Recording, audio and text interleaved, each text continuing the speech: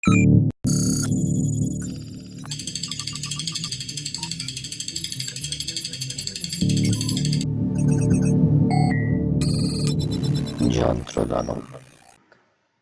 Today, JantroDanob presents to you a timeless classic, O.Henry's The Last Leaf, a story about love, friendship, and unselfishness in life.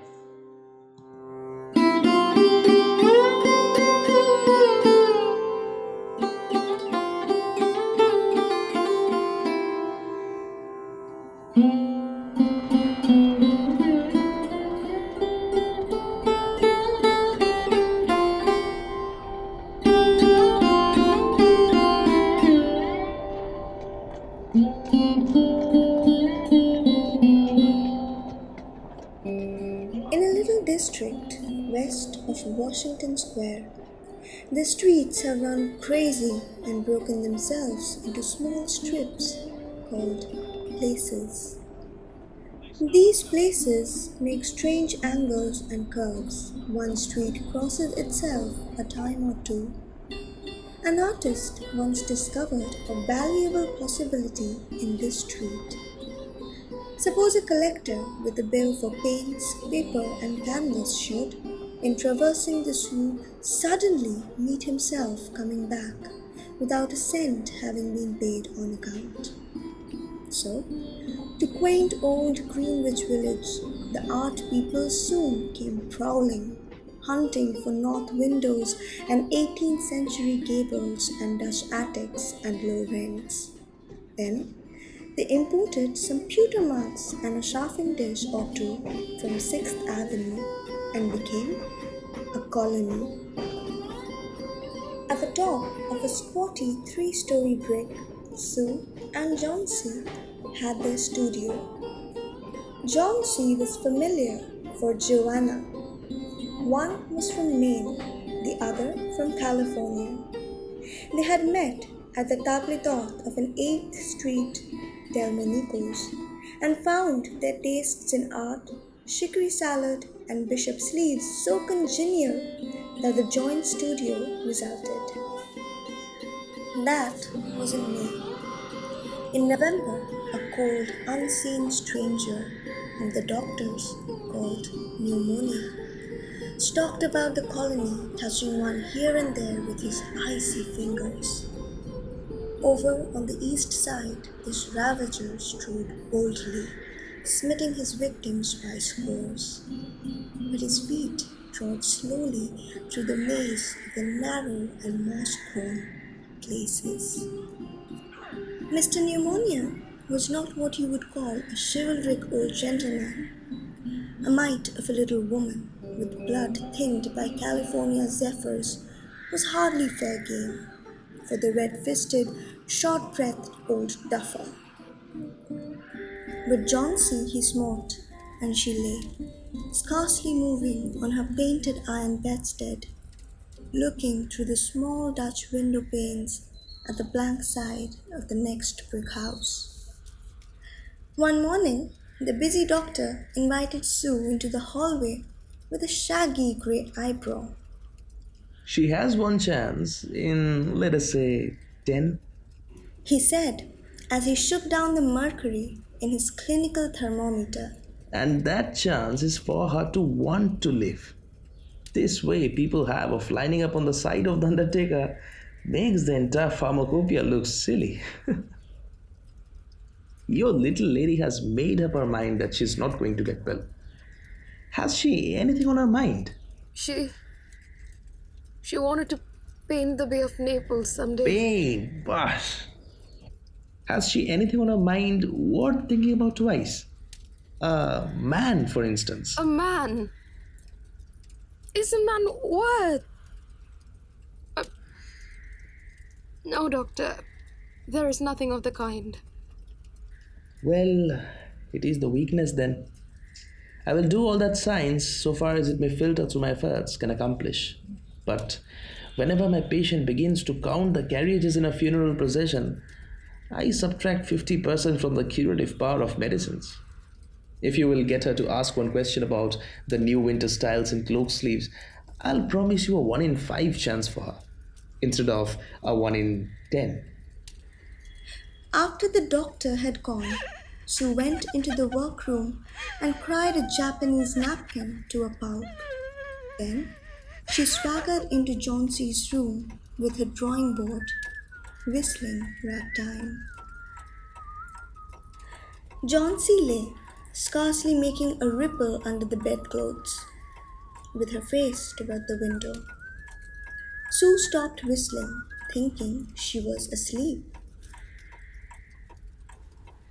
She arranged her board and began a pen and ink drawing to illustrate a magazine story. Young artists must pave their way to art by drawing pictures for magazine stories that young authors write to pave their way to literature. As Sue was sketching a pair of elegant horseshoe riding trousers and a monocle on the figure of the hero, Anidaho cowboy, she heard a low sound several times repeated.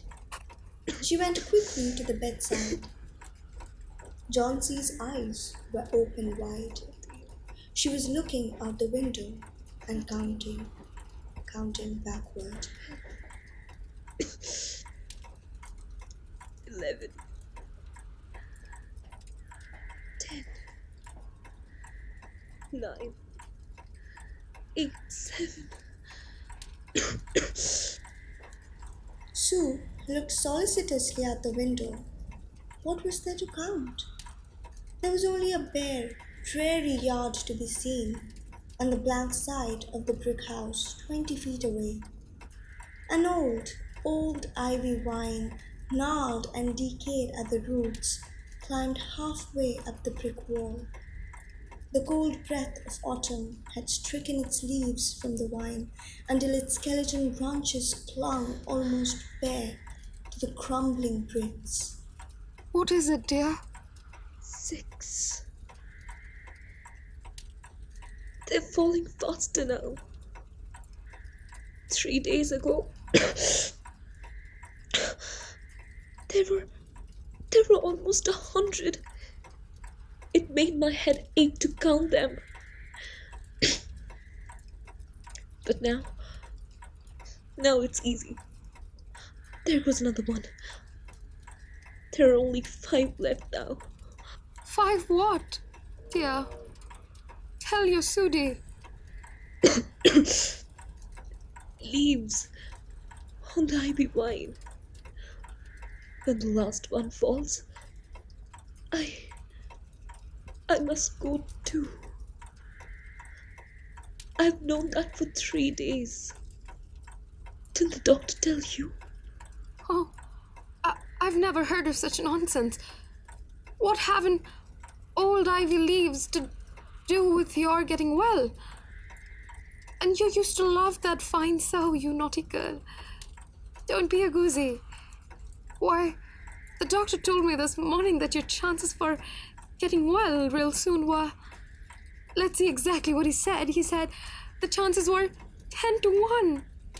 Why, that's almost as good a chance as we have in New York when we ride on the streetcars or walk past a building. Try to take some breath now. And let Sudi go back to her drawing so she can sell the editor man with it. And buy port wine for her sick child. And pork chops for her greedy self. You needn't get any more wine, said Johnsy, keeping her eyes fixed out the window. There goes another one. No. I don't want any broth. That leaves just 4. I want to see the last one fall before it gets dark. Then I'll go too. Johnsy, dear, will you promise me to keep your eyes closed and not look out the window until I'm done working? I must hand in those drawings by tomorrow. I need the light or I would have drawn the shade down. Couldn't you draw in the other room? I'd rather be here with you. Besides, I don't want you to keep looking at those silly ivy leaves. Tell me as soon as you've finished, said Johnsy, closing her eyes and lying white and still as a fallen statue. Because I want to see the last one fall. I'm tired of waiting. I'm tired of thinking. I want to turn loose my hold on everything and go sailing down. Down just like one of those poor tired leaves. Try to sleep. I must call Behrman up to be my model for the old hermit miner. I'll not be gone a minute. Don't try to move till I come back.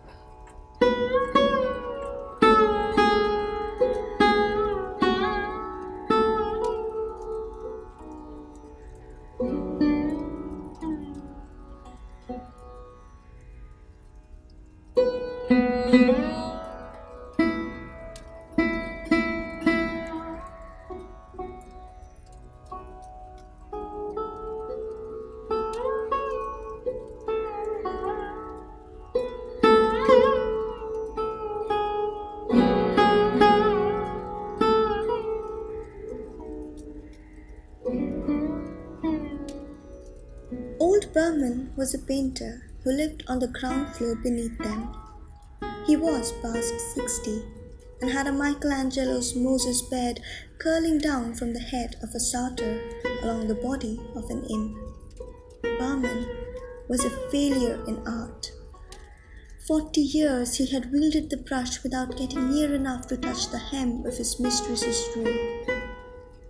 He had been always about to paint a masterpiece, but had never yet begun it. For several years he had painted nothing except now and then a daub in the line of commerce or advertising. He earned a little by serving as a model to those young artists in the colony who could not pay the price of a professional. He drank gin to excess and still talked of his coming masterpiece. For the rest, he was a fierce little old man who scoffed terribly at softness in anyone and who regarded himself as a special mastiff in waiting to protect the two young artists in the studio above.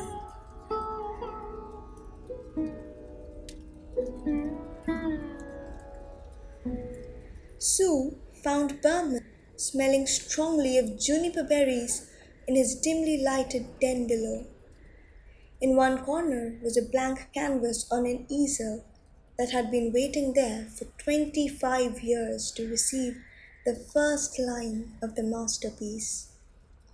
She told him of Johnsy's fancy and how she feared she would, indeed, light and fragile as a leaf herself, float away when her slight hold upon the world grew weaker.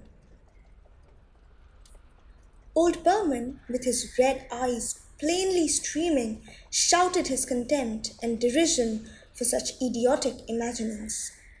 Was? Is there people in the world made their foolishness to die because leaves they drop off from a confounded vine? I have not heard of such a thing. No.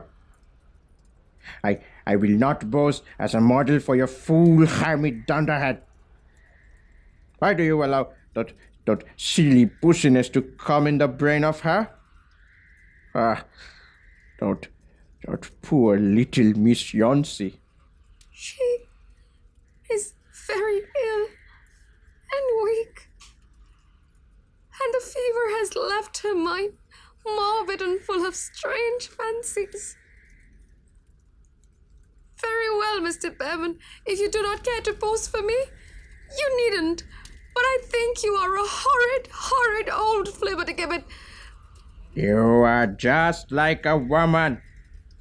Who said I will not pose? Huh? Go on. I can meet you. For half an hour I've been trying to say that I'm ready to pose. God, this is not any place in which one so good as Miss Johnsy shall lie sick. Someday I will I will paint a masterpiece. And then we shall all go away. Got? Yes. Johnsy was sleeping when they went upstairs. Sue pulled the shade down to the windowsill and motioned Behrman into the other room. In there, they peered out the window fearfully at the wine. Then they looked at each other for a moment without speaking. A persistent cold rain was falling, mingled with snow. Behrman, in his old blue shirt, took his seat as the hermit miner on an upturned kettle for a rock.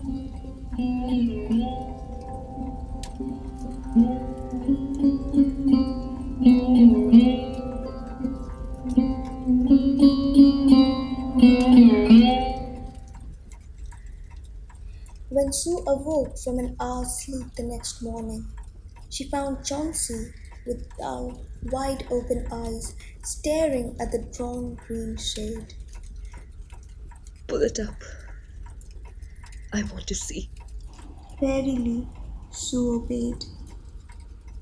But lo, after the beating rain and fierce gusts of wind that had endured through the livelong night, there yet stood out against the brick wall one ivy leaf. It was the last on the vine, still dark green near its stem, but with its serrated edges tinted with the yellow of dissolution and decay. It hung bravely from a branch some 20 feet above the ground. It is the last one. I thought it would surely fall during the night. I heard the wind. It will fall today. And I shall die at the same time. Dear, think of me. If you won't think of yourself, what would I do? But Johnsy did not answer. The lonesomest thing in all the world is a soul when it is making ready to go on its mysterious, far journey. The fancy seemed to possess her more strongly as one by one the ties that bound her to friendship and to earth were loosed.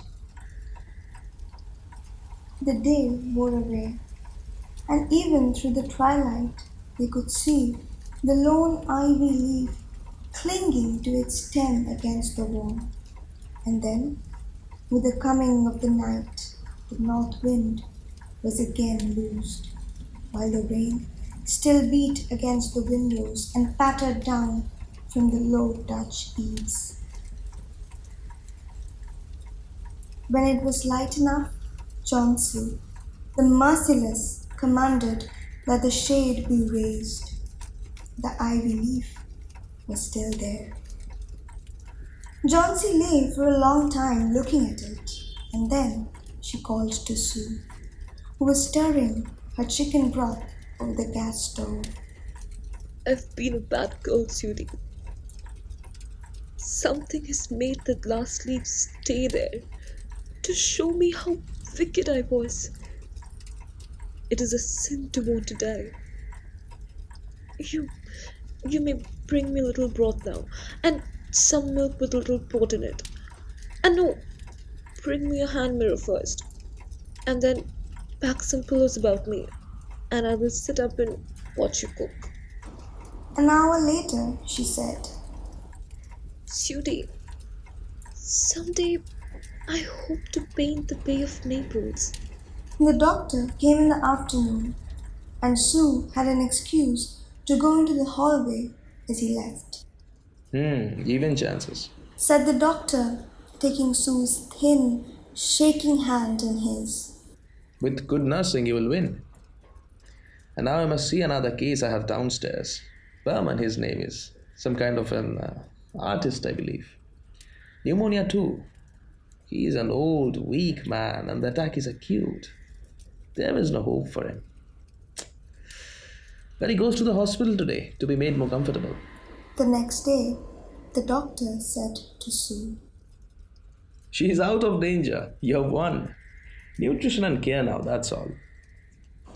And that afternoon, Sue came to the bed where Johnsy lay, contentedly knitting a very blue and very useless woolen shoulder scarf, and put one arm around her, pillows and all. I have something to tell you, White Mouse. Mr. Behrman died of pneumonia today in the hospital. He was in only 2 days.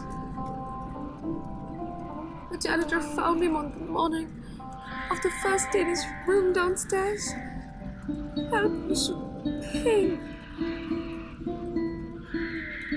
His shoes and clothing were wet through and icy cold. They couldn't imagine where he had been on such a dreadful night. And then they found a lantern still lighted, and a ladder that had been dragged from its place, and some scattered brushes, and a palette with green and yellow colors mixed on it. And look out the window, dear. And the last tiny leaf on the wall. Did you wonder why it never fluttered or moved when the wind blew? Oh, darling, it's Behrman's masterpiece. He painted it there the night that the last leaf fell.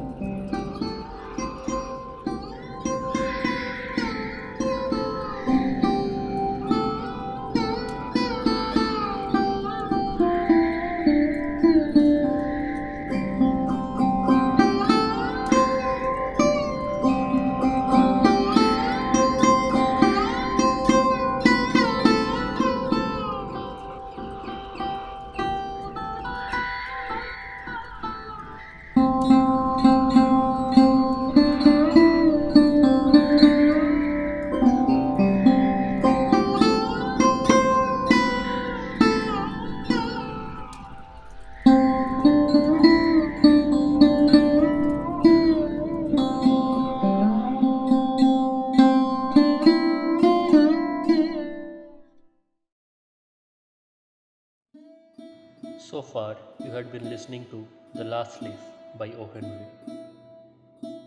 The direction and sound design of the play has been done by Omorto. You heard Pritha Mukhopadhyay as the narrator, Dhriti Basu as Johnsy, Paulomi Basu as Sue,